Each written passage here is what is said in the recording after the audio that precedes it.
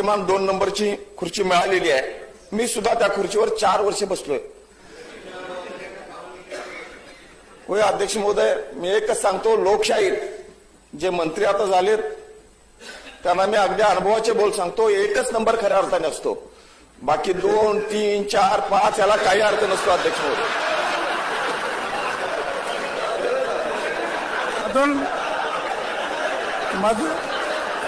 अध्यक्ष महोदय, मित्रांनो, आर आबांचं हे विधानसभेतलं भाषण अनेकदा व्हायरल होत राहतं. बऱ्याच वेळेस काही घटनाक्रम घडल्यानंतर हे महाराष्ट्राच्या राजकारणामध्ये चर्चेत येत राहतं. आर आबा यात म्हणतात की दुसऱ्या आणि तिसऱ्या क्रमांकाला काही महत्व नसतं, महत्व असतं ते फक्त नंबर 1ला. आणि मित्रांनो, आज महाराष्ट्राच्या राजकारणामध्ये तशीच परिस्थिती पुन्हा एकदा उद्भवल्याचं आपल्याला दिसून येतं. सत्तेत असणारा शिंदे गट म्हणजेच शिवसेना यांचं सरकारमध्ये कितपत चालतं, कितपत चालत नाही, अशा प्रकारचा मोठा प्रश्नचिन्ह आज महाराष्ट्राच्या राजकारणामध्ये उभा राहिलाय. विधान परिषदेच्या उपसभापती नीलम गोरे यांनी सातारा एसपी तुषार दोशी यांचं निलंबनाची त्या ठिकाणी आदेश दिले. आता याचा घटनाक्रम नेमका मित्रांनो तो होता सातारा जिल्हा परिषदची जी निवडणूक झाली आणि त्या निवडणुकीमध्ये भाजपने आपला अध्यक्ष बसवला. आता बातमी ही नव्हती की भाजपने अध्यक्ष बसवला, पण शिवसेना आणि राष्ट्रवादी काँग्रेसकडे त्या ठिकाणी बहुमत होतं. त्यांना विश्वास होता की त्यांच्या अलायन्सला जे हवं असणारं बहुमत होतं 33 मतांचं, ते 33 मतं ही राष्ट्रवादी काँग्रेस आणि शिवसेनेकडे होती. पण ज्या दिवशी निवडणूक होती त्या दिवशी झालेला राडा अख्ख्या महाराष्ट्राने बघितला आणि भाजपने आपला 1 मताने अध्यक्ष बसवला. आता सातारा जिल्ह्याचे असणारे पालकमंत्री शंभूराज देसाई यांना आणि मंत्री असणारे मकरंद पाटील यांना त्या ठिकाणी मारहाण झाल्याचं महाराष्ट्राने ते सीसीटीव्ही किंवा त्या संदर्भातल्या राजकीय चर्चा त्या ठिकाणी बघितल्या असणारे. आता ह्या वादामुळं महायुतीत असणारा शिवसेना आणि भाजप या 2 पक्षांमध्ये मोठा वाद निर्माण झाल्याचं चित्र आपल्याला ह्या जिल्हा परिषदच्या निवडणुकांच्या माध्यमातून दिसून येतं.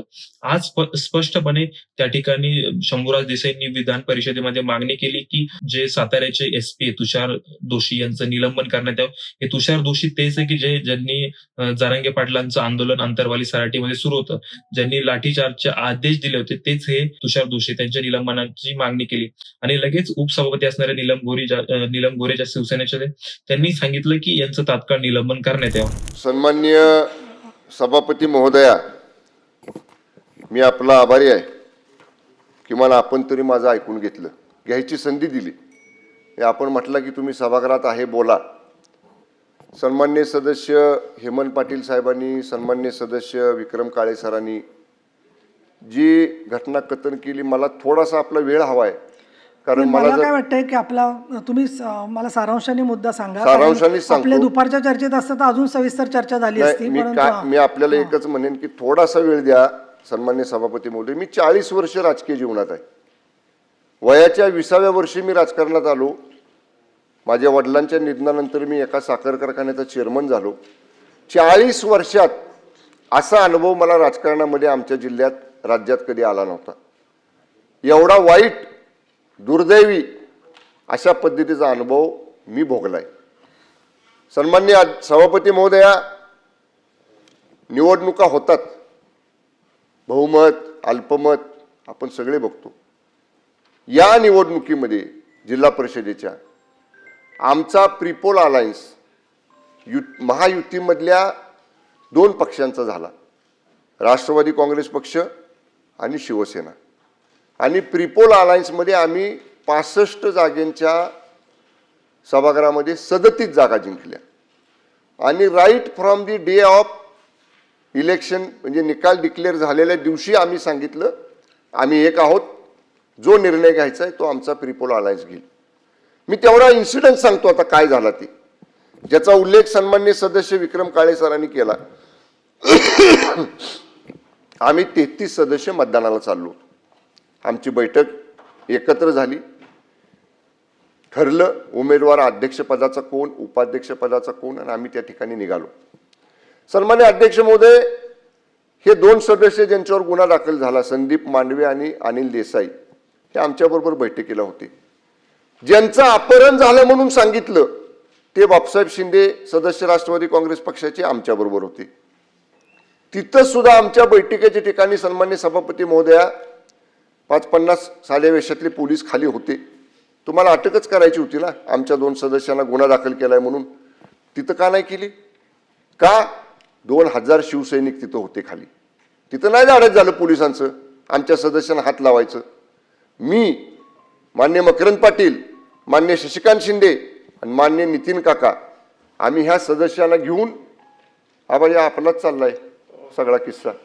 मंत्री महोदय, मला याच्यावर मला निर्णय एक सांगायचं सांगायचं, शासनाने दखल घ्यायला पाहिजे. हो, सभापती महाराज, माझे हात जोडून विनंती आहे. म्हणजे आता या सभागृहात सुद्धा आम्ही सुरक्षित आहात का नाही असं वाटायची वेळ आली. सभापती महोदय, आम्ही चाललो 4थ्या मजल्यावर. सभापती महोदय, 10 फुटाचं अंतर होतं. ते मेटल डिटेक्टर लावला होता जिथनं सदस्य आत जातात सभागृहात, त्या मतदानाच्या ठिकाणी. ते मांडवे म्हणतायत अरे पालकमंत्री आहेत, मला जाऊ दे मताला. सभापती महोदय, ह्या दंडाला 4 पोलीस माझ्या, हे अजून दुखतंय. ह्या दंडाला 4 पोलीस, दोघांनी कंबर आवडली माझी. अंग सभापती महोदय माझा अजून ठणकते. 4 दिवस झाले मी गोळ्या खातोय. मला त्या सदस्य सकट फटफटत नेलं. ह्यांचे बंधू खासदार नितीन काका पायऱ्यांवरनं त्याला खाली पाडलं. ह्यानाही ढकलत एका खोलीत नेऊन तिकडे ढकललं बाजूला. सभापती महोदय, काय 100 पोलीस साध्या वेशातले 4थ्या माळ्यावर, म्हणजे ही मोगलाई आहे का? आम्ही मंत्री आहोत, आमदार आहोत, 4 लाख लोकांच्यातनं निवडून आलेले. एवढा माजुरीपणा केला. त्या गोंधळात सभापती महोदया काय लागलं मला माहित नाही. माझ्या शर्टावर रक्त, जे सदस्य माझ्याबरोबर होते संदीप मांडवे त्यांच्या शर्टावर रक्त. माझ्या बॉडीगार्डच्या लक्षात आल्यावर त्यानं रुमाल काढून मला दिला. मी दाबून धरलो थोडा वेळ. तोपर्यंत आमच्या दोन्ही सदस्याला पोलीस पळवत घेऊन गेले. सभागृहातून नेलं का तुमच्या? सभागृहाच्या अलीकडे त्या बॅरिक जे मेटल डिटेक्टर असते आत जायला लावलेलं ते 5 फुटावर होतं. सभापती महोदय, मला एकच म्हणायचे सभापती महोदय, ह्या पोलिसांचं, आमची पार्टी मिटिंग होती तिथं 2000 आमचे कार्यकर्ते होते, तिथं धाडस झालं नाही. 4थ्या माळ्यावर भाजपचे सगळे कार्यकर्ते होते. भाजपचे 50 कार्यकर्ते तिथं, आमचा एक बी कार्यकर्ता सोडला नाही. आम्ही 4घच, हे मान्य मकरंद पाटील साहेब, मी, शशिकांत शिंदे आणि खासदार नितीन काका, आम्ही 4घच होतो. मला आजही रेकॉर्डवर आणायचंय. तुम्ही 100 पोलीस होताना 10 कार्यकर्ते आमचे शिवसेनेचे आणि राष्ट्रवादीचे वर येऊ द्यायला पाहिजे होते. मग कसं तुम्ही घेऊन जाता ते बघितलं असतं आम्ही. थांबायचं नाही ते बरोबर नाही. सभापती महोदय, न्याय द्या आम्हाला, न्याय. आम्ही कोणाकडे न्याय मागायचा? इथं आपल्याकडे मागणार आणि खाली मान्य अध्यक्षांकडे मागणार. त्यामुळे माझी विनंती आहे, तो एसपी जो वागलाय ना सभापती महोदय, पूर्ण एखाद्या घरगाड्यासारखा वागलाय. त्यामुळे आपण, माझी विनंती आहे, त्याला तात्काळ निलंबित करा, बडतर्फ करा सेवेतनं. आज त्याची निवृत्त हायकोर्ट जज मार्फत त्याची चौकशी करा. हा अन्याय आम्ही सहन करणार नाही. त्यामुळे माझे हात जोडून आपल्याला विनंती आहे, अशा पद्धतीनं मंत्र्यांवर आरेरावी करणाऱ्या, मंत्र्यांना जखमी करणाऱ्या त्या पोलीस दलाचा प्रमुख तुषार दोशी, एलसीबीचा इन्स्पेक्टर देवकर, एलसीबीचा असिस्टंट इन्स्पेक्टर गर्जे आणि त्यांच्याबरोबरचे 100 पोलीस यांच्यावर तात्काळ कारवाई करून त्याला निलंबित करा, एवढीच हात जोडून सभापती महोदय आपल्याला विनंती आहे. अतिशय गंभीर प्रकार आहे. परंतु नाही, 1 मिनिट, मला माझा निर्णय यासाठी सांगायचा आहे आधी, की ही जी घटना घडली त्याची माहिती वृत्तपत्रातून आली, तेवढ्यावरतीच मी थांबले नाही आहे. तर आपलंही म्हणणं मी ऐकून घेतलेलं आहे. हेमंत पाटलांनी सांगितलं, तुम्ही स्वतः प्रत्यक्षदर्शीच नव्हे तर तुम्ही स्वतः साक्षीदार आहात. आणि माननीय उदय सामंत मंत्री महोदय दुसरे हजर आहेत, गणेश नाईक इथे उपस्थित आहेत. तर तुम्हाला याच्यावरती काही शासनाच्या वतीने निवेदन करायचं आहे का असं मी विचारते.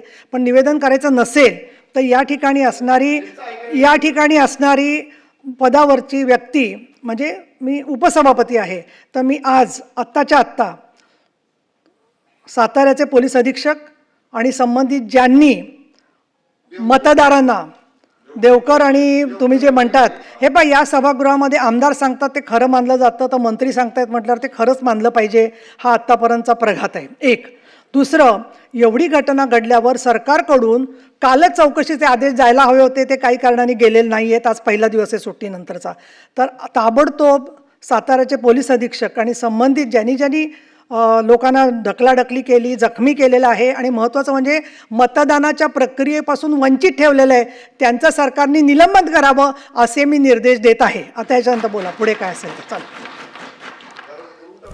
आता याला काउंटर म्हणून जयकुमार गोरे यांनी भाजपची बाजू त्या ठिकाणी मांडण्याचा प्रयत्न केला आणि हे निलंबन कसं अयोग्य आहे, उपसभापतींनी कशा प्रकारचा निर्णय हा कुठलीही माहिती न घेता घेतला याबद्दल त्यांचंही भाष्य केलं. उदय सामंतांनी सांगितलं की जो उपसभापतींनी निर्णय दिलाय तो सरकार त्याचं तंतोतंत पालन करत. या चर्चेच्या अनुषंगानं सातारा जिल्हा परिषदेच्या निवडणुकीच्या संदर्भात ज्या काही घटना घडल्या त्याच्यावर सभागृहामध्ये चर्चा चालू झाली आणि आपण काय निर्देश दिले.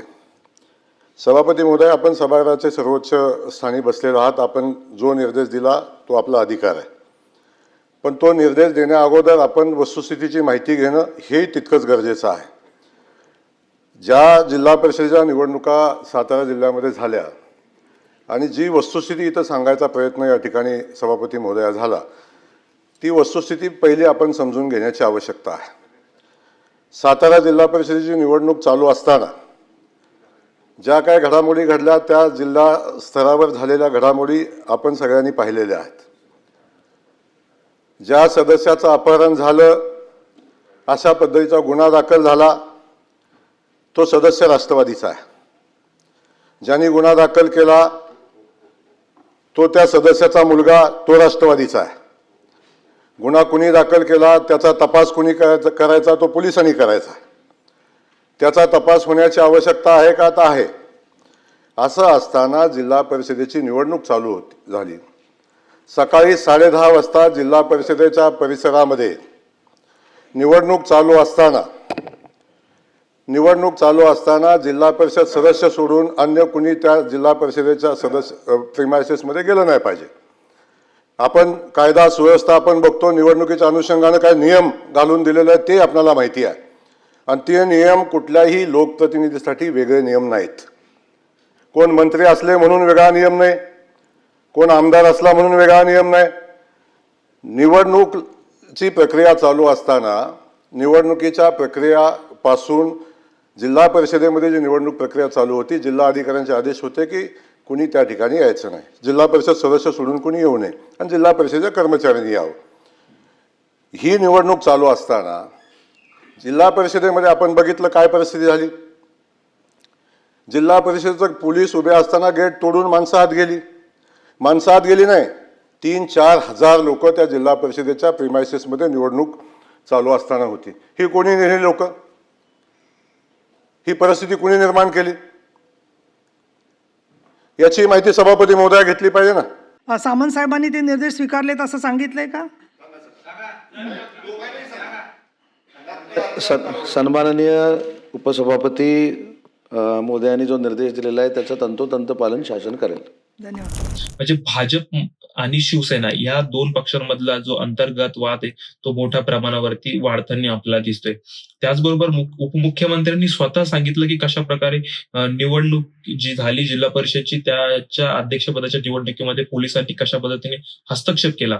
मग आता जर उपमुख्यमंत्र्यांचं जर पोलीस ऐकत नसतील तर नेमकं गृह खातं कोण चालवतंय? म्हणजे उपमुख्यमंत्री आणि मुख्यमंत्र्यांचं जर पोलीस यंत्रणा त्या ठिकाणी ऐकत नसेल तर कशा पद्धतीचा राज्यकारभार किंवा कशा पद्धतीने गृह खातं चालू याचा विचार केला जाऊ शकतो. आणि या सगळ्यामध्येच शिवसेना उद्धव ठाकरे गटाच्या आणि परबांनी त्या ठिकाणी दोन्ही शिवसेनेला डिवसायचा प्रयत्न केला की तुम्ही आमच्या सोबत असताना काय परिस्थिती होती आणि आज तुम्हाला त्या ठिकाणी मार खावा लागतोय.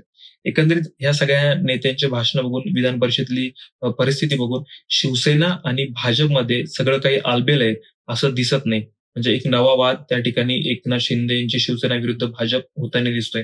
परवा जेव्हा एकनाथ शिंदे हे दिल्ली दौऱ्यावरती होते तेव्हा अमित शहानी भेट नाकारली अशी देखील राजकीय वर्तुळामध्ये त्या ठिकाणी चर्चा आहे. त्याच्यामुळं नेमकं महायुतीमध्ये सगळं काही अलबेल सुरू आहे का असा प्रश्न उपस्थित होतो. नेमकं एकंदरीत ह्या प्रकरणाबद्दल तुम्हाला काय वाटतं कमेंट करून नक्की कळवा. आणि असेच नवनवीन व्हिडिओज बघण्यासाठी इझी न्यूजच्या चॅनलला सबस्क्राईब करा, व्हिडिओ शेअर करा, लाईक करा. धन्यवाद.